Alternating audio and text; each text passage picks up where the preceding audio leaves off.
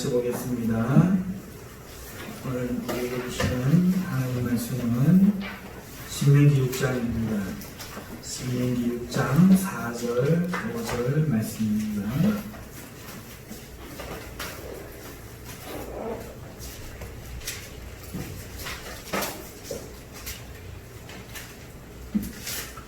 신명기 6장 4절, 5절.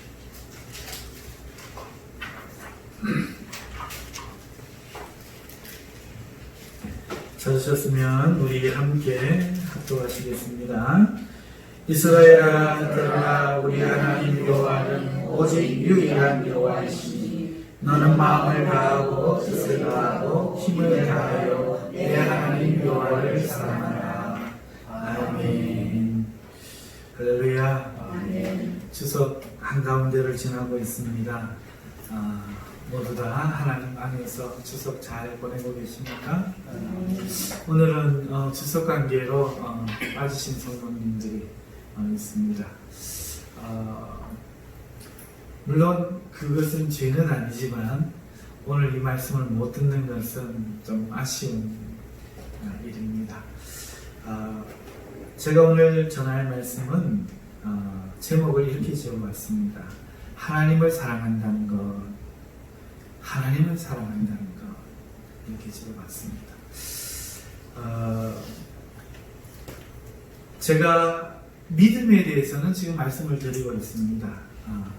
그런데 사랑에 대해서는 아직 말씀을 못 드리고 있습니다. 그렇죠? 사랑에 관한 설교를 별로 한 적이 없죠. 왜 그런가 하면은 제가 사랑을 잘 모르기 때문에 그렇습니다. 사랑이 잘 안다고 생각됐습니다. 사랑을 많이 받고 자랐거든요. 그런데 알고 보니까 성경에 나타나는 하나님의 사랑은 제가 알던 사랑하고 너무 달랐습니다. 비슷한 점도 있지만 그건 일부였고 심지어 반대될 경우도 많았고, 그래서 아직까지도 저는 사랑에 대한 말씀이 어렵고 그리고 다 알지 못하기 때문에 하지 않고, 믿음에 관한 말씀은 많이 이렇게 선포되어져 있기 때문에 성경에도 많이 다뤄져 있기 때문에 말씀을 드립니다만은 사랑은 참 비밀스러운 부분이 많아요. 그래서 제가 오늘은 이 사랑에 대한 말씀을 하려고 하는데 이것은 저에게는 도전입니다. 그리고 사랑에 대한 말씀을 전부 다 다루는 게 아닙니다. 오늘은 사랑에 대해서 하나님이 요구하시는 하나님에 대한 사랑, 그것에 대해서 오늘 말씀을 드리고자 하는 것이지 사랑 전체를 다루려고 하는 게 아닙니다. 나머지 많은 부분들을 또 다룰 수 있을지 모르겠지만 오늘 어찌됐든 하나님을 사랑한다는 것, 우리가 어떻게 사랑해야 되는가 하는 것에 대해서 그것은 무엇인지 말씀을 드리고자 합니다. 이 말씀이 큰 은혜 되시고 믿음의 깨달음 있으시기를 주님의 이름으로 축원합니다. 여러분, 오늘 우리가 읽었는데 마음을 다하고 뜻을 다하고 힘을 다하여 주 너희 하나님을 사랑하라 하는 이 말씀은 우리에게 어떤 느낌을 주는가요? 마음을 다한다, 뜻을 다한다, 정성을 다한다, 어떨 때는 목숨을 다한다, 이렇게 사랑한다는 것이 오늘 우리가 생각할 때 삶의 일부분으로서 사랑하는 것을 이야기할까요? 우리 삶의 전부로서 사랑하는 걸 말하는 걸까요? 그렇죠. 전부처럼 생각되죠. 그러면 우리 시간에 주어진 일상에서 우리는 24시간이 주어져서 사는데 하루 종일 하나님을 사랑하는 걸 이야기할까요? 또 어떤 경우에만 하나님 사는 것을 이야기할까요? 그러면은 전부를 사랑하는 것이라면은 나머지 우리의 삶은 그러면 다른 사람, 직업, 일 이런 거는 어떻게 해야 되죠? 여러분 알고 계세요? 그래서 오늘 그 말씀을 제가 드리려고 합니다. 오늘 이 본문 신명기 6장 5절에 나오는 하나님을 사랑하라 하는 이 단어는 히브리어로 아하브라는 단어인데요. 이 동사인데 사랑한다는 거, 좋아하는 거 이런 걸 이야기합니다. 근데 그 개념에 대해서는 오늘 제가 하지 않겠어요. 그 개념까지 다루기에는 좀 어려운 것 같고, 어찌됐든 이 하나님을 사랑하라는 이 요구 앞에 우리는 섭니다. 우리는 이 요구 앞에 서요. 결국은 보면 이것이지요. 베드로 사도도 너희가 예수님을 보지 못하였지만 사랑하니 라고 말하면서 믿음의 결국 영혼의 구원을 받았기 때문이다. 이렇게 말하는 걸 보면 예수님을 사랑하게 된 상태가 구원받은 상태다. 이미 구원을 얻었다 하는 것이죠. 그러니까 오늘 이 본문의 말씀에서도 하나님을 사랑하라 라고 계명으로 주시고 있지만 베드로 사도도 우리 신약 성도조차 예수님을 사랑하는 것이 구원에 이미 들어간 증거다 이렇게 이야기하고 있다는 거죠. 이를 볼 때 사랑은 하나님과 성도의 관계의 본질이다 하는 걸 알 수 있죠. 그러니까 하나님과 사랑이 되지 않는 사람은 본질적으로 하나님과 관계가 없는 자요. 하나님을 사랑하는 자는 본질적으로 이미 관계가 맺어진 자죠. 여러분 시편 31편 23편에 보면은 이렇게 말하니까 여러분 또 사랑이 뭔가 이거 생각하셔야 돼요. 마음을 다하고 뜻을 다하고 막 이렇게 사랑하지 못하면 나는 또 관계가 안 되는가 보다 이렇게 생각하시면 안 돼요. 지금 드리는 말씀은 사랑 개념을 말씀드린 거 아닙니다. 미리 그걸 생각하고 결과론적으로 딱 가지고 들어가시면 안 되고 지금부터 저를 따라오셔서 하셔야 돼요. 사랑에 대해서 이제부터 정의를 내리셔야 된다 그 얘기입니다. 본문의 말씀을 가지고요. 자, 중간에 자꾸 각주를 넣다 보면 설교가 길어지니까 빨리 나가겠습니다. 이 시편의 말씀 31편 23절에 보면은 너희 모든 성도들아 여호와를 사랑하라. 여호와께서 진실한 자를 보호하시고 교만하게 행하는 자에게 엄중히 갚으시느니라 이렇게 기록되어 있습니다. 여러분 이 시편은 신약이죠? 구약이죠? 구약인데 그런데 뭐라고 되어 있습니까? 우리들을 백성이라고 되어 있습니까? 성도라고 지금 부르고 있죠? 성도라고 부르고 있는데 뭐라고 말합니까? 여호와를 사랑하라. 모든 성도야 여호와를 사랑하라.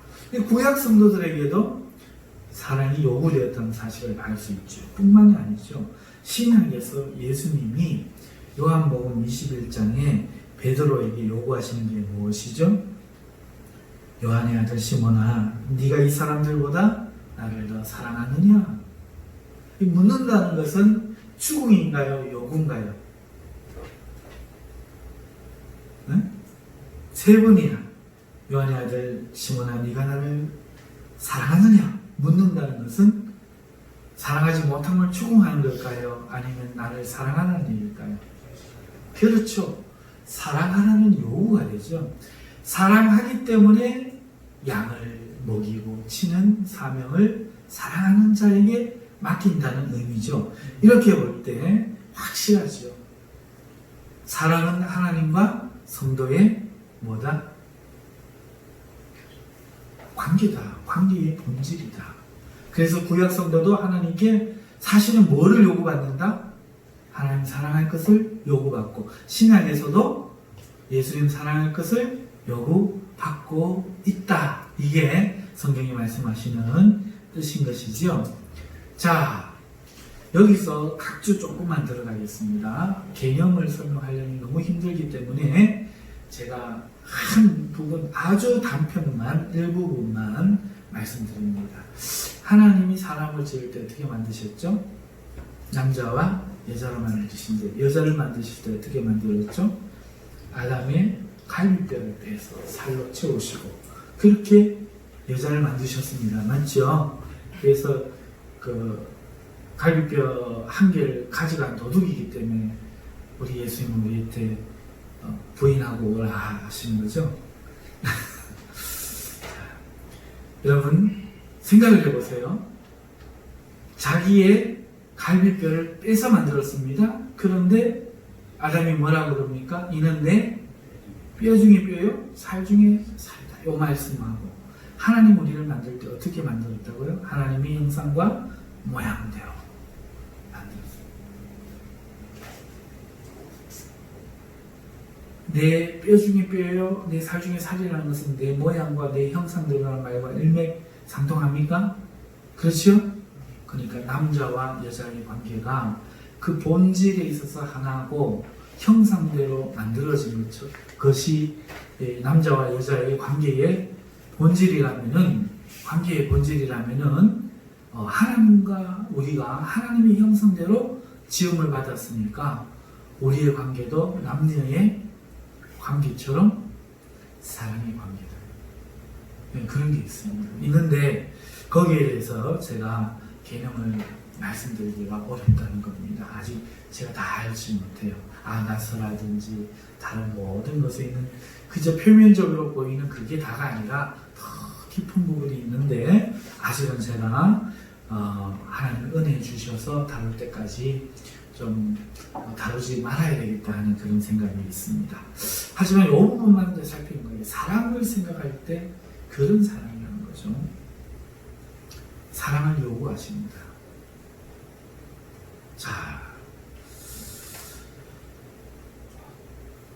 자, 그런데 여러분에게 그럼 질문을 합니다. 사랑이라는 게 하는 거예요? 되는 거예요?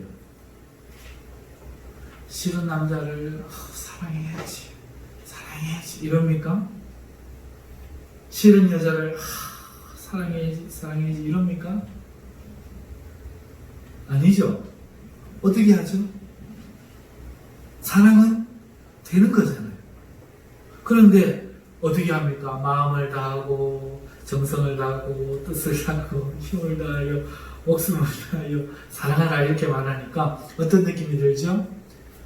굉장히 의무 같고 굉장히 힘들게 느껴지지요. 그렇다는 거예요. 하나님을 사랑하는 것은 사랑이라는 것은 빠지는 건데 사랑이라는 것은 되는 건데 사랑은 아담이 하와를 보면서 아이쿠야 아이고 좋아라 내 뼈 중에 뼈요 살 중에 살구나 이런 건데 하나님이 세상을 창조해 놓고 사람을 만들어 놓고는 좋아 보시기에 심히 좋았더라 이게 사랑인데 어떻게 마음을 다하고 뜻을 다하고 마음과 정성을 다하여 사랑하라 의무처럼 이렇게 명령으로 주어질 수 있는가?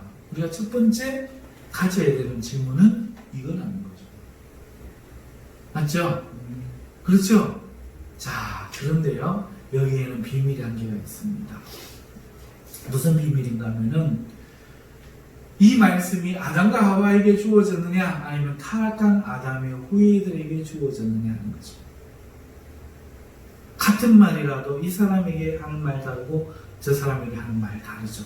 그러니까, 오늘 이 말씀도 아담과 하와에게 주어질 때 다를 것이고, 타락한 우리에게 주어질 때 다를 겁니다. 만약에 아담과 하와에게 주어졌다면 어쩌면 그대로 했을지도 모르죠. 이미 사랑에 빠져 있을 테니까. 이미 하나님이 좋을 테니까. 그런데 죄라는 게 뭐죠? 하나님과 단절되는 거고 끊어지는 거고 하나님이 그래서 불편한 거고 하나님 우리를 심판한 대상이라는 거고 그래서 하나님을 사랑할 수 없죠. 그렇죠? 하나님 사랑할 수 있습니까? 지금 우리의 운명이 하나님께 범죄하여서 지옥이냐 천국이냐 심판받아야 되는 그런 관계로 변절되어 버렸고 그 심판의 주체자가 하나님이신데 그 하나님을 내가 오늘 사랑하는 게 무섭지 어떻게 사랑할 수 있겠어? 조금만 잘못하면 지옥 보낼 것 같은데 불편하지 어떻게 사랑할 수 있겠어? 그런데 그 하나님을 이렇게 마음을 다하고 사랑하라고 하니까 오늘 본문의 말씀대로 사랑 이게 의무예요? 강요예요? 이거 뭐예요? 그쵸? 그러니까 전혀 의미가 달라진다 하는 거죠. 자, 그런데 오늘 우리는 이걸 어떻게 받아들이고 있습니까? 이 할 수 없다는 생각을 안 하죠. 할 수 없다는 생각을 안 하죠. 그리고 어떻게 합니까? 자, 잠자면서도 사랑하고 싶고, 잠에 깨어서도 바로 그 첫 시간에 사랑하고 싶고, 내 삶에 안 잊어버리고 사랑하고 싶고, 그럽니다. 저도 너무 하나님을 이렇게 사랑하려고 하는 마음, 완전하게 사랑해야 된다는 그 압박감 때문에, 또 그게 옳다는 생각 때문에 하나님을 사랑하려고 애를 많이 썼어요. 그러다 보니까 자다가도 찬양하게 되더라고요, 처음에. 그 다음에는 자면서 기도를 하고 있는 거예요, 어느 순간에. 꿈에. 그리고는 꿈에 성경을 묵상하고 있는 거예요, 자면서. 몸은 자고 있는데 자는 걸 아는데, 그래, 이 말씀은 그거였네. 하고, 묵상하고 있는 거죠. 잠자리에서 일어난 첫 시간을 하나님 앞에 드리고 싶어서, 눈을 뜨면 그 몸을 돌려서, 다른 생각 하기 전에 몸을 굽혀가지고, 하나님의 이름을 부르기를 원했었죠. 자, 이게 이 말씀을 대하는 우리의 마음입니다. 이해갑니까? 여러분도 그러시죠? 이렇게는 안 하셔도 이 마음은 다르지 않죠. 어떤 목사님 이야기인데 저희 할머님이 들려준 이야기예요. 서울에 계신 어떤 목사님이 옛날에 그러니까 60년대, 70년대쯤 되었지 싶습니다. 70, 80년대쯤 되었으면 형광등이 있던 시절. 백열 정도 쓰던 시절 이야기입니다. 이 목사님은 잘하는 게 아무것도 없대요. 공부만 하셨대요. 공부만. 박윤선 목사님인지 박경영 목사님인지 모르겠어요. 그 두 분 중에 한 분이지 싶은데 아무튼 이분이 어느 정도로 성경과 성경을 해석하는 일에 몰두해 있는가 하면 밥을 먹을 때요. 그 반찬이 3가지를 넣으면 푸르형이 떨어진대요. 예수님은 배불르셨건만은 오늘 우리가 이 밥 배부르게 먹는 것도 과하지 어떻게 반찬이 많냐 하면서 푸르형이 떨어지신대요. 그리고 밥을 드실 때도 성경을 안 넣는데요. 네, 밥을 딱 갖고 먹는데 여기 빠져가지고 밥만 떠놓는 거야. 그래서 사모님이 불이 나게 그 순간을 이용해서 반찬을 재빨리 안 올려주면 본인 그것도 모르고 먹고 끝나면 고맙다 말도 안 하고 이런 거죠. 하나님 사랑에만 빠져가지고 그래가지고 사실은 목사님이 있었는데 사모님이 이 목사님을 그래도 원망 안 하고 그렇게 지극히 귀한 분을 알고 모시고 씬이 되면서 살았대요. 근데 하루는 교회에 이제 불이 이제 나갔다는 거예요. 집사님들도 없고 하니까 사모님이 키가 작아가지고 갈지를 못하는 거예요. 집사님이 올라갔는데도. 그래가지고 목사님한테 목사님 형광등 좀 갈아주세요. 그래가지고 목사님이 에이 참 성경 봐야 되는데 이러면서 와갖고 탁 올라갔고 가는 거 보고 너무너무 감사한 거예요. 자기 이야기 들어가지고. 그래서 맛있는 냉커피라도 한잔 태우려고 가는데 갑자기 교회 예배당에서 으아 하는 소리가 들리더래요.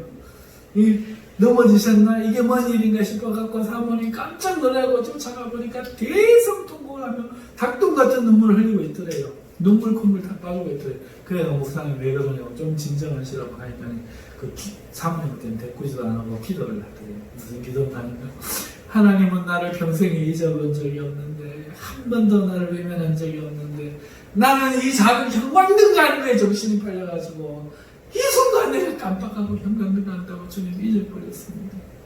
이 사람의 이렇게 모렴치한 나를 어떻게 할까요? 이러면 울고 계시더래요. 사모님이 욕을 해야 되는지 왜 이런지 모르겠는데 그거 보고 계시니까 자기도 눈물이 나더라고요. 느껴져가지고 여러분 이렇게 하나님 사랑한 걸까요?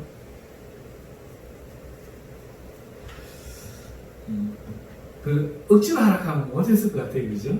그 목사님은 하나님께 빠져있는 것 같아요.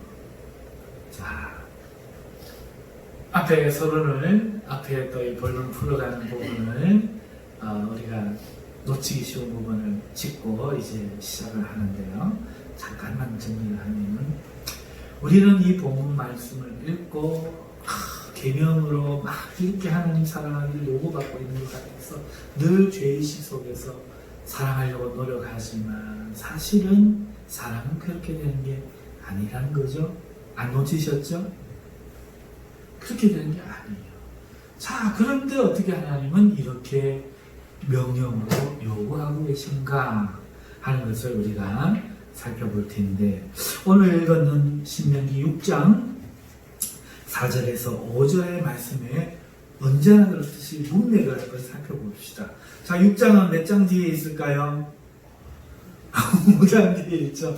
5장에 무슨 내용이 나올까요? 5장 1절 보시면, 모세가 온 이스라엘을 불러 그들에게 이르되, 이스라엘아, 오늘 내가 너희의 귀에 말하는 규례와 법도를 듣고 그것을 배우며 지켜 행하라. 우리 하나님 여호와께서 호렙산 위에서 우리와 언약을 세우셨나니, 이 언약은 여호와께서 우리 조상들과 세우신 것이 아니요 오늘 여기 살아있는 우리, 지금 우리, 곧 우리와 세우신 것이라 당시 이야기를 하고 있는 거죠. 여호와께서 상이 불 가운데 너희와 대면하여 말씀하시매 그때 너희가 불을 두려워하여 산에 오르지 못하므로 내가 여호와와 너희 중간에 서서 여호와의 말씀을 너희에게 전하였노라. 여호와께서 이르시되 나는 너를 애굽 땅 종되었던 집에서 인도하여 낸 내 하나님 여호와라. 나 외에는 다른 신들을 내게 두지 말라. 너는 자기를 위하여 새긴 우상을 만들지 말고 위로 하늘에 있는 것이나 아래로 땅에 있는 것이나 땅 및 물속에 있는 것의 어떤 형상도 만들지 말며 그것들에게 절하지 말며 그것들을 섬기지 말라. 나 내 하나님 여호와는 질투하는 하나님인즉 나를 미워하는 자의 죄를 갚되 아버지로부터 아들에게로 3, 4대까지 이르게 하거니와 나를 사랑하고 내 계명을 지키는 자에게는 1000대까지 은혜를 베푸느니라. 그러면서 여호와의 이름을 망령되이 일컫지 말라. 안식일을 거룩하게 지켜라. 부모를 공경하라. 이게 뭐죠? 출애굽기 사건이 아닙니다. 그런데 그때 일을 회상하며 지금 이야기하는 거죠. 이 내용은 어디에 있는 거죠? 두 돌판, 십계명에 있는 거죠. 맞습니까? 지금 이야기 따라오고 계십니까? 모세가 오늘 6장 4절 5절의 말씀을 하는데 이 말씀이 그냥 툭 튀어나오는 말씀이 아니고 지금 이 십계명과 연결되어져서 나오는 말씀입니다. 그겁니다. 자, 살인하지 말라, 간음하지 말라, 도둑질하지 말라, 내 곁에 거짓 증거하지 말라, 탐내지 말라, 이렇게 말씀을 하시고 예수님이 지금 모세가 지금 이 이야기를 하는데 무슨 말씀과 이 4절, 5절 말씀이 이어집니까? 6절에서 9절 말씀으로 이어집니다. 여호와를 사랑하라는 말씀이 이 십계명과 여호와를 사랑하는 말씀이 이어지면서 6장 6절에서 9절까지의 말씀으로 이어지는데 오늘 내게 명하는 이 말씀을 너는 마음에 새기고, 자, 내게 명하는 이 말씀이 뭐죠? 그렇죠. 십계명이죠. 내 자녀에게 불을 지르니 가르치며 집에 앉았을 때든지 길을 갈 때든지 누워있을 때든지 일어날 때든지 이 말씀을 강론할 것이며 뭐를요? 십계명을. 그죠? 너는 또 그것을 내 손목에 매어 기호를 삼으며 내 미간에 붙여 표를 삼고 또 내 집 문설주와 바깥문에 기록할지니라. 이걸 이스라엘 백성들은 너는 마음을 다하고 뜻을 다하고 힘을 다하여 내 하나님을 사랑하라 하는 이 말씀, 4절과 5절의 말씀을 이 말씀으로 생각하여 실제로 띠로 삼아 하고 문설주에 붙이고 이렇게 했어요. 그런데 목록에 보면 이 2절 말씀을 하라는 얘기입니까? 십계명 하라는 얘기입니까? 그렇죠. 6절에서 9절의 말씀이 앞서 이야기하는 십계명의 말씀을 의미하는 거라면 오늘 우리가 읽었는 4절, 5절 말씀은 율법에 대한 말씀입니다. 율법에 대한 말씀이에요. 그러니까 내 마음을 다하고 뜻을 다하고 정성을 다하여 주 너희 하나님을 사랑하는 것은 다른 게 아니야. 뭐죠? 십계명을 지키는 거예요. 자랑깨나 하나님을 안 잊어야 돼. 자랑깨나 사람은 중요하지 않고 내 직업은 중요하지 않고 항상 기도만 하고 있어야 되고 이 말씀을 하는 거예요? 아니면은 십계명을 지키라는 말씀이에요? 자, 여러분 한번 판단해 보세요. 그러면서 11절부터 이어지는 말씀, 10절부터 이어지는 말씀을 보면은 내 하나님 여호와께서 내 조상 아브라함과 이삭과 야곱을 향하여 내게 주리라 맹세하신 땅으로 너를 들어가게 하시고 네가 건축하지 아니한 크고 아름다운 성읍을 얻게 하시며 내가 채우지 아니한 아름다운 물건이 가득한 집을 얻게 하시며 내가 파지 아니한 우물을 차지하게 하시며 내가 심지 아니한 포도원과 감람나무를 차지하게 하사 내게 배불리 먹게 하실 때 이제 더 이상 하나님을 안 찾아도 될 만한 평안한 삶이 되었을 때에 12절 너는 조심하여 너를 애굽 땅 종되었던 집에서 인도하여 내신 여호와를 잊지 말고 내 하나님 여호와를 경외하며 그를 섬기며 그의 이름으로 맹세할 것이니라. 너희는 다른 신들 곧 내 사면에 있는 백성의 신들을 따르지 말라. 지금 무슨 이야기 하는 거예요, 여러분? 이스라엘 백성이 지금 하나님을 사랑하라고 하는 이 말씀이 마음을 다하여 사랑하는 이 말씀이 십계명을 지키는 건데 이것을 지키고 오늘은 복을 주실 하나님을 바라보면서 지키는데 그 하나님의 복이 우리에게 주어져서 우리가 평안하게 배부르게 되었을 때 그때에도 잊지 말고 하나님을 기억하고 다른 신들을 섬기지 말고 하나님을 섬기니 기억하니 이 계명대로 살아라. 자, 동의하십니까? 이게 억지 해석이라고 보십니까? 그렇게 볼 만한 게 하나도 없죠? 계속해서 십계명 이야기하고 하나님의 율법 이거를 이야기하고 있는 거죠. 하나님의 규례 이걸 이야기하고 있는 거죠. 이거를 지키는 게 어떻게 하는 거다? 하나님을 사랑하는 거다. 이렇게 이야기를 하고 있죠. 그러니까 자나 깨나 무엇을 하든지 항상 하나님의 법대로 살아가는 게 마음을 다하고 뜻을 다하고 힘을 다하여 하나님을 사랑하는 거예요. 계명을 어기면 하나님을 사랑하지 못하는 것이다. 이렇게 말씀하고 있다는 겁니다. 자, 여기까지 따라오셨나요? 중간 점검 잠깐 할까요? 사랑이라는 건 빠지는 거예요. 그런데 주님은 사랑하라고 이야기하고 있어요. 타락하지 않은 사람이 아니라 이미 타락하여 죄로 말미암아 하나님을 사랑할 수 없는 사람에게 사랑하라고 하고 있어요. 그런데 그 사랑이 요구하는 게 뭔가 하니까 무조건적이고 완전한 우리가 생각하는 그런 완전한 사랑 그게 아니라 하나님의 계명을 지키는 것이었더라고요. 오케이? 여기까지 동의하십니까? 자, 그러면 여기서 우리가 조금 더 깊은 고찰이 필요합니다. 여기까지 멈추면 안 돼요. 여러분, 자, 결국 하나님 사랑하는 것은 율법. 그죠? 율법에 대한 거였어요. 맞죠? 자, 그러면 율법에 대한 성경의 정의까지 우리 한번 살펴보십시오. 그 중에서도 예수님이 하시는 정의가 있어서 우리의 주목일 겁니다. 마태복음에 두 군데나 율법에 대한 예수님의 정의가 있다는 사실을 아십니까? 자, 그것도 십계명에 관해서. 먼저 첫 번째 마태복음 22장 36절에서 40절에 그 첫 번째 이야기가 나옵니다. 제가 읽어드립니다. 선생님, 율법 중에서 어느 계명이 크니까? 누군가가 와서 물었어요. 예수님이 이르시되 내 마음을 다하고, 지금 뭐 이야기하고 있죠? 그렇습니다. 바로 지금 오늘 읽은 우리가 본문, 내 마음을 다하고 목숨을 다하고 뜻을 다하여 주 너희 하나님을 사랑하라 하셨으니 이것이 크고 첫째 되는 계명이요 둘째도 그와 같으니 내 이웃을 내 자신같이 사랑하셨으니 이 두 계명이 온 율법과 선지자의 강령입니다. 아멘. 자, 보십시오. 율법 중에서 어느 계명이 큽니까? 라고 말하니까 예수님이 계명을 몇 가지로 요약을 해요? 두 가지로 요약합니다.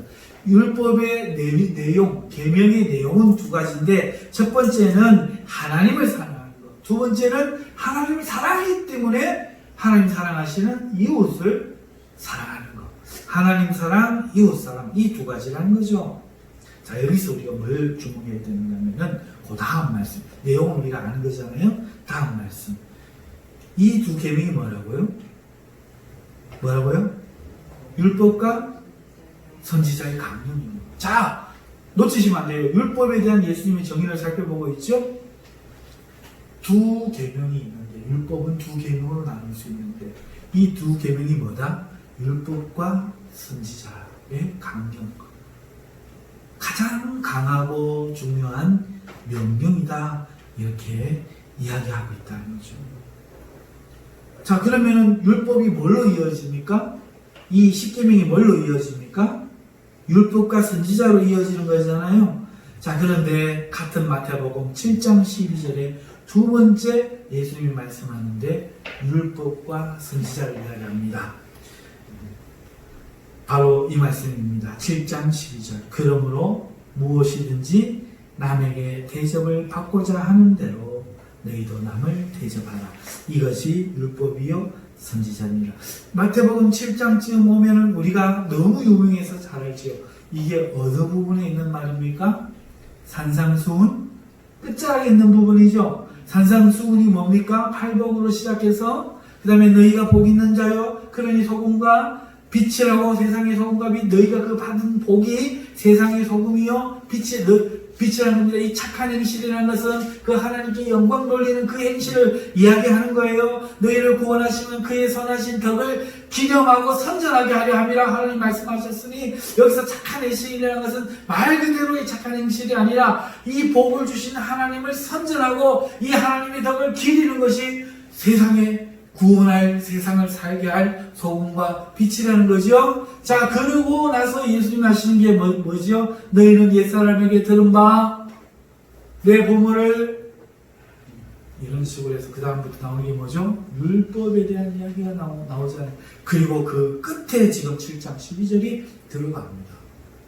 실컷 십계명 지금 이야기하고 있단 말이죠. 그렇죠? 십계명을 나는 너희에게 이렇게 가르친다라고 새롭게 하나님이 원하시는 그 십계명 준수가 뭔지를 설명하신 후에 예수님이 그 십계명에 대해서 이렇게 이야기합니다. 이것이 뭐다? 율법이요 선지자다. 자, 정리하고 계십니까 지금? 저를 따라오면 항상 좀 이렇죠. 자, 정리해 봅시다. 하나님을 사랑하는 건 율법을 지키는 거야. 그렇죠? 십계명을 지키는 거야. 그 십계명을 두 가지로 나누니까 첫째 하나님 사랑, 둘째 이웃 사랑인데 이게 뭐다 하니까 구약 전체가 말하는 율법이요 선지자더라.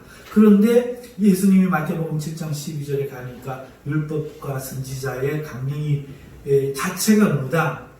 자체가 뭐다? 남에게 대접을 받고자 하는 대로 너희도 남을 대접하라.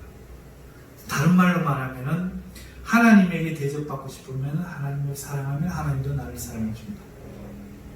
맞죠? 이웃에게 대접받고 싶으면 이웃을 사랑하면 이웃도 나를 사랑해준다.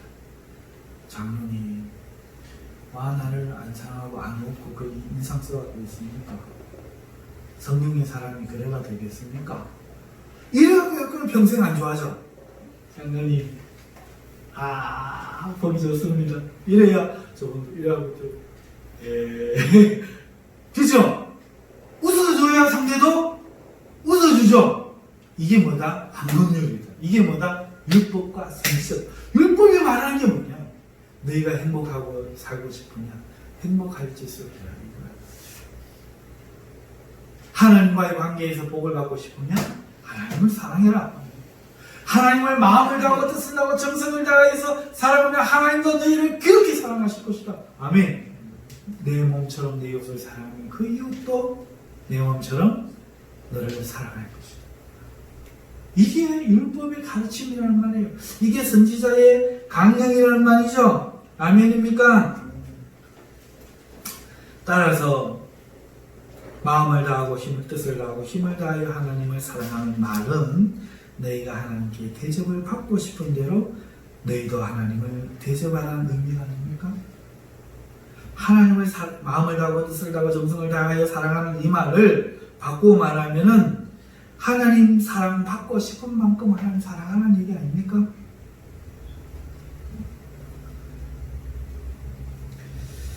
자, 그러면 율법과 선지자의 정의가 있는 마태복음 7장 7절에서 11절을 좀 더 자세히 보십시다. 우리 마태복음 한번 찾아보십시다. 마태복음 7장 7절에서 11절을 우리 한번 찾아보십시다. 자, 7절을 보면은 구하라 그리하면 너희에게 주실 것이요 찾으라 그리하면 찾아낼 것이요 문을 두드리라 그리하면 너희에게 열릴 것이요. 우리가 이걸 뭘로 알고 있죠? 기도에 대한 가르침을 알고 있죠? 구하는 이마다 받을 것이요 찾는 이는 찾아낼 것이요 두드리는 이에게 열릴 것이니라. 너희 중에 누가 아들이 떡을 달라 하는데 돌을 주며 생선을 달라 하는데 뱀을 줄 사람이 있겠느냐. 너희가 악한 자라도 좋은 것으로 자식에게 줄 줄 알거든 하물며 하늘에 계신 너희 아버지께서 구하는 자에게 좋은 것으로 주시지 않겠느냐. 그러므로 무엇이든지 남에게 대접을 받고자 하는 대로 너희도 남을 대접하라. 이것이 율법이요 선지자님. 자, 문맥 이해하셨죠? 무슨 말입니까? 우리는 구하라, 찾으라, 두드리라 이렇게 하나님께 기도하면 하나님이 주신다. 이렇게 기도의 말씀으로 우리는 받고 있는데 이 말씀에 뭐가 나와요? 율법과 선지자가 나오는 거예요. 그러면서 그게 뭐라고요? 남에게 대접받고자 하는 대로 너희도 남을 대접하라. 이 말은 다른 말로 말하면은 하나님 대접 안 하니까 안 구하고 하나님 대접 안 하니까 좋은 거 줄 줄 안 믿느냐, 안 믿지 않느냐. 하나님이 좋은 거 주시는 분으로 믿고 대접하면 하나님도 그래 네가 나를 그렇게 여기냐 하고 좋은 거 주시지 않겠느냐. 이 대답이 이 뜻이란 말이죠. 이해갑니까? 우리가 하나님 앞에 기도하는데 기도를 왜 안 합니까? 믿음이 안 생깁니다. 하나님 주실 거라고 못 믿는 거죠. 그러니까 구할 때까지 찾을 때까지 안 찾고 얻을 때까지 안 구하고 열릴 때까지 안 두드리는 거죠. 하나님 좋으신 것 주실 것을 못 믿으니까 하나님 앞에 줄 때까지 못 기다리는 거죠. 이거는 뭐다? 하나님을 하나님 대접하지 않는 거다. 너희도 악한 자라도 좋은 것 자식이 막 구하면 좋은 거 안 주면 하나님을 대접하라. 그러면서 지금 이 선지자와 율법나 이야기는 너희도 남을 대접받고 싶은 거. 다시 말하면 하나님한테 하나님 대접을 하면 하나님이 어떻게 한다? 주신다. 이렇게 안 하는 거는 하나님 대접하는 게 아니다. 지금 그 이야기 하고 있는 거죠. 이해갑니까? 자, 그러면은 이제 결론을 내보십시다. 결론을 내보십시다. 자, 하나님을 사랑하는 것, 우리는 이 말씀을 듣고 마음 다하고 뜻 다하고 정성을 다하여 하니까 우리의 온 시간을 다 하나님 사랑에 바치고 우리의 온 생각이 다 하나님을 향하여 있고 우리의 온 마음이 하나님에 대한 조금의 어떤 그런 나쁜 것도 없는 상태로 온전해지는 이런 걸 우리는 생각했단 말이죠. 그래서 형광등 하나 갈면서도 그렇게 서럽게 울었단 말이죠. 맞죠? 그러나 성경이 말하는 하나님 사랑은 뭡니까? 예, 하나님이 우리를 종되었던 애국에서 구원해 주신 인격적으로 대접을 해주셨잖아요. 그러니 그 하나님을 우리도 구주로 믿고 왕으로 믿고 그 좋으신 하나님 밑에서 사는 게 행복인 줄 알고 그와 언약을 맺어 그의 백성이 되어서 그의 계명을 지키는 게 하나님 사랑이었더래요. 그런데 이 하나님 사랑이 온 구약 율법과 선지자의 강령이라는 거예요. 그런데 율법과 선지자는 다른 걸 이야기하는 게 아니라 예수님의 정의에 의하면 대접받고 싶은 대로 너희도 남을 대접하라는 것이라는 거예요. 그러니 이 십계명을 지키는 게 하나님 사랑하는 말은 십계명을 지켜서 하나님을 대접하는 것이에요. 아멘. 십계명을 지켜서 하나님 대접할 때 우리의 정성과 노력을 이렇게 쏟아서 한다 하는 것이죠. 자, 여기서 두 가지 차원으로 결론 내겠습니다. 사랑에 대해서 이야기, 어떻게 살아가는 건가 하는 겁니다. 자, 십계명의 요의가 뭡니까? 나는 너를 애굽 종되었던 곳에서 구원하는 여호와라. 자, 누군가 우리에게 은혜를 베풉니다. 누군가 나에게 은혜를 베풉니다. 그럼 어떻게 해야 되죠? 네, 은혜를 알아야죠. 동의합니까?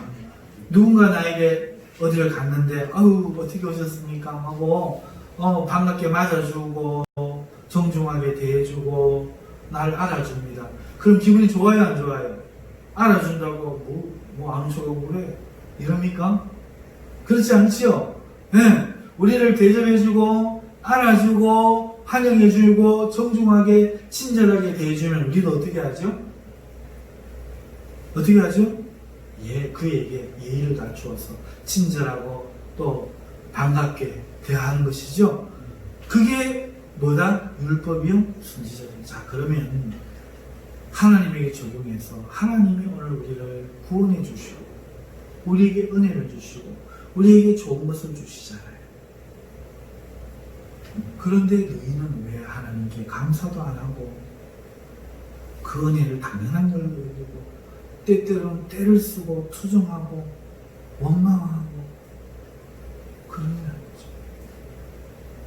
율법이 하나님 사랑하는 게 막 하나님 가만히 일하고 있는데 마음을 다하고 뜻을 다하고 힘을 다해서 막 하나님 사랑하는 거는 그걸 요구하는 거는 이 본문의 말씀이 신명기 6장의 4, 5절 말씀이 그걸 과연 이야기하느냐는 거예요. 아니죠. 대접해줬으니 너도 하나님을 그와 같이 여기는 게 합당치 않냐 이야기했다는 얘기죠. 율법과 선지자가 말하는 게 십계명이 말하는 게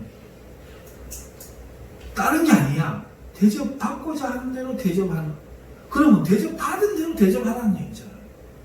하나님이 우리를 대접하시는 만큼 우리도 하나님 대접하라는 얘기지, 하나님은 가만히 있는데 그러라는 얘기가 아니죠. 적어도 하나님 우리를 대하시는 것만큼 우리도 하나님 우리를 꼴꼴하게 대하고 있으면 우리도 꼴꼴하게 대하면 돼요. 하나님 우리한테 꼴꼴하게 대하고 있는데 우리는 하나님을 마음을 다하고 이러한 얘기인 줄 알았는데 그게 아니에요. 하나님이 너희를 반갑게 대하시니 너희도 하나님 앞에 갈 때 아버지 우리 왔습니다 반갑게 대하고, 하나님이 주시기를 기뻐하시니 아버지 좀 주시옵소서 기도하고 그러라는 얘기죠. 이게 맹목적인 완전한 사랑을 꿈꾸며 완전한 사랑에 도달하고자 하는 우리 자기 성취가 아니라, 자기 성취가 자기 의가 아니라 하나님의 한 만큼이라도 하려고 노력하는 게 이거라는 거예요. 이해합니까? 하나님이 우리를 예의로 대하시잖아.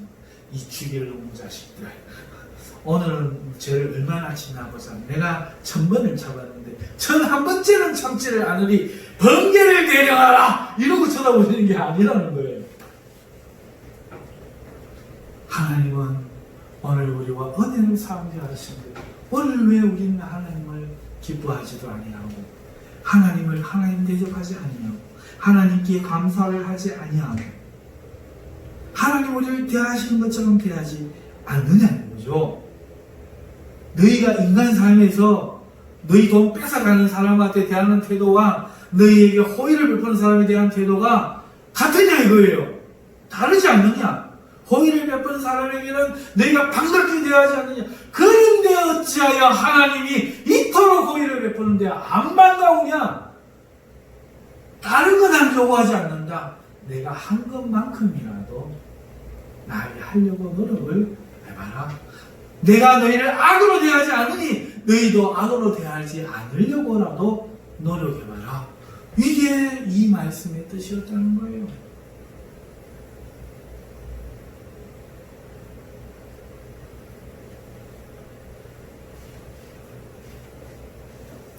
이해하시죠? 하나님 사랑이라는 게 뭔가. 자, 처음 이야기로 돌아갑시다. 아담과 하와에게 아니고 누구에게? 우리에게. 죄를 지은 우리에게 하나님이 말씀하시는 거예요. 그렇죠? 자, 그러면 죄를 지어 있는 우리는 하나님의 심판을 받아야 돼요? 축복을 받아야 돼요? 그런데 하나님 어떻게 하시죠? 그렇죠. 호의와 사랑을 지금 베푸시고 계시잖아요. 그러니까 오늘 우리가 하나님 사랑할 수 없는 억지로 사랑하는 얘기가 아니고, 그죠?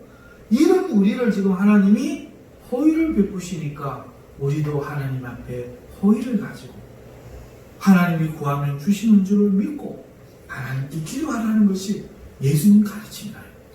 그랬다는 거죠. 아멘. 자, 이제 이 기승전결, 이 3론 논법이 마음에 와 닿았습니까? 결론을 맺습니다. 범죄하여 타락한 우리들, 하나님을 사랑할 수 없는 우리들에게 할 수 없는 완전한 사랑을 의무로 주어서, 계명으로 주어서 그렇게 막 미간에 붙이고 문설주에서 붙이고 표를 삼가 두고 그러면서 하나님 사랑하기 위해서 애를 써라, 이게 아니라 이 말씀의 뜻은 하나님 우리를 이렇게 사랑하고 계시니 적어도 그에 걸맞게 우리도 하나님에 대한 마음을, 우리가 사람 경우에서처럼 선을 선으로 대하듯이 하나님이 선으로 대하시니 우리도 하나님을 선으로 대해야 된다. 그래서 하나님 계명을 지키려고 노력하는 것이다. 이게 하나님의 뜻이다. 다시 말하면 내 마음을 다하고 뜻을 다하고 정성을 다하여 주 너희 하나님을 사랑하라.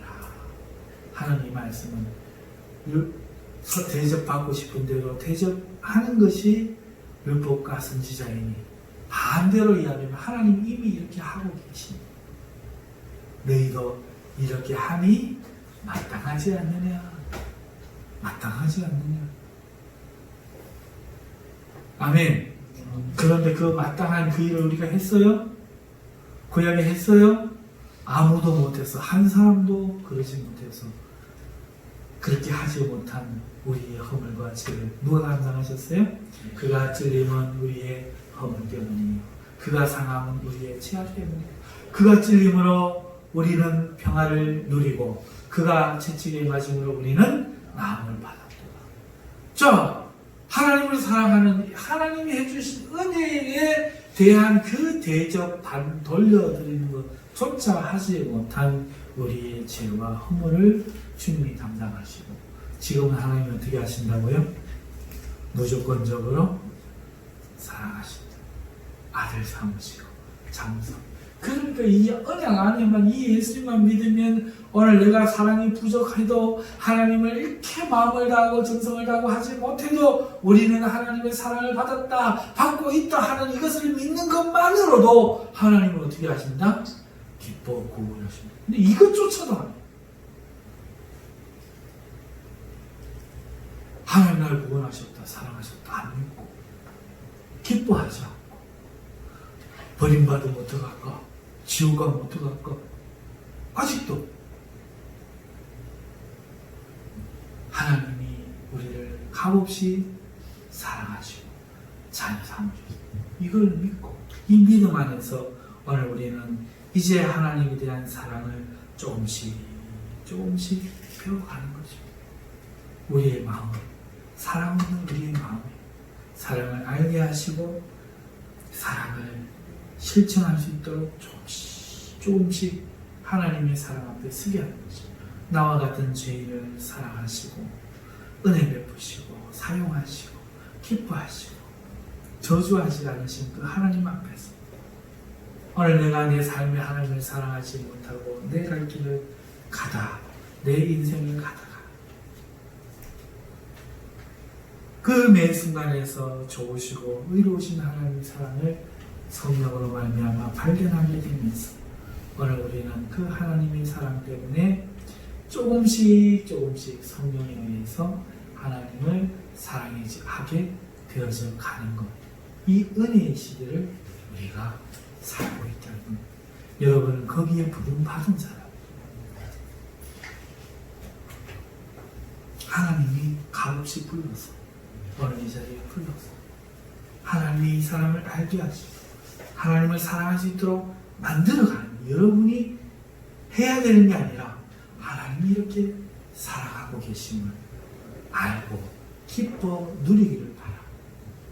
그리고 우리의 형상이 누구의 진료로 되어 있어요? 하나님의 진료로 되어 있잖아요.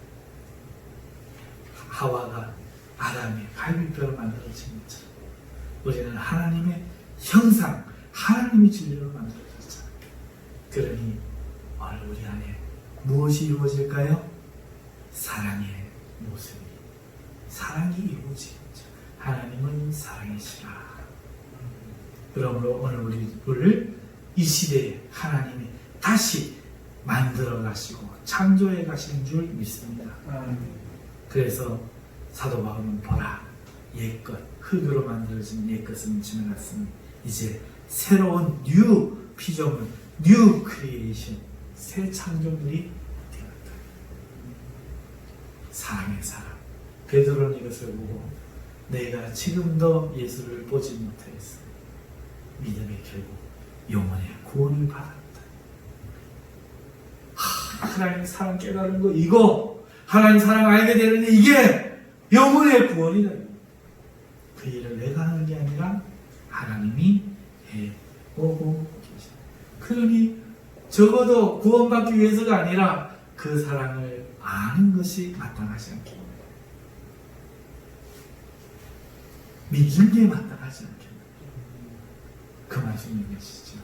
그래서 저는 아직 사랑의 비밀을 다 알지 못하고 조금만 맛만 보고 있는 중이라서 깊이 있게 못 전하고 여기까지만 전하지만 오늘 제가 이 말씀을 드리는 이유는 여러분이 하나님을 사랑하려고 할 때에 조심해야 될 게 있다는 거죠. 첫째, 내 완전한 사랑으로 내 의를 이루려고 하지 마라. 그 의 속에서도 얼마든지 감격과 감동을 느낄 수 있지만 그렇죠? 그러려고 하지 마. 반대로 하나님이 하나님을 사랑하지 않는 나를 사랑하고 계신 앞에 서라.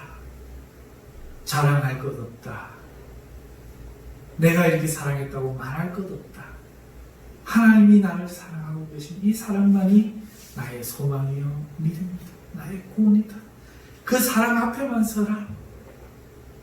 첫 번째, 조심할 것이 그거라는 것이고, 두 번째, 그러니 그 사랑 앞에 우리가 적어도 뭔가 하려고 하기보다는 감사의 마음을 가지고 정말 그 이 기이한 사랑과 덕을 증거라도 하지 않아야 됩니다. 밖에 나가서 내 본인이 이걸 정말 기쁨으로 여기고 밖에 나가서 아버지, 어머니, 언니, 친구야, 하나님이 이렇게 좋은 분이다. 하나님이 이렇게 좋은 분이다. 그거 외에 뭐가 더 큰 거 있겠냐.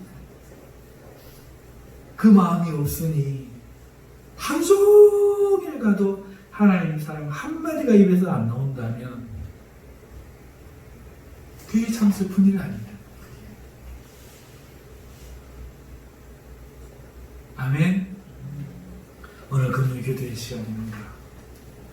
지금 우리는 이제 금요 기도회를 기도회를 시작할 겁니다. 사랑하는 성도 여러분, 정말 내 안에 하나님 사랑이 있는가, 하나님 사랑을 아는 게 있는가 한번 돌아보십시오. 그리고 찾아보십시오. 몸부림쳐 보십시오. 우리가 왜 몸부림칠 수 있습니까? 하나님이 우리를 사랑하기 때문이죠. 그에게 성령을 달라고 구하는 자에게 성령을 주지 않겠느냐, 마가복음이 그렇게 이야기하고 있어요. 성령이 무엇입니까? 하나님 마음 아닙니까?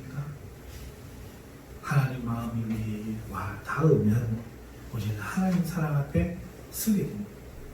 그러므로 오늘 이 금요일 시간에 하나님 사랑 붙들고 나아가길 바랍니다. 기도합시다.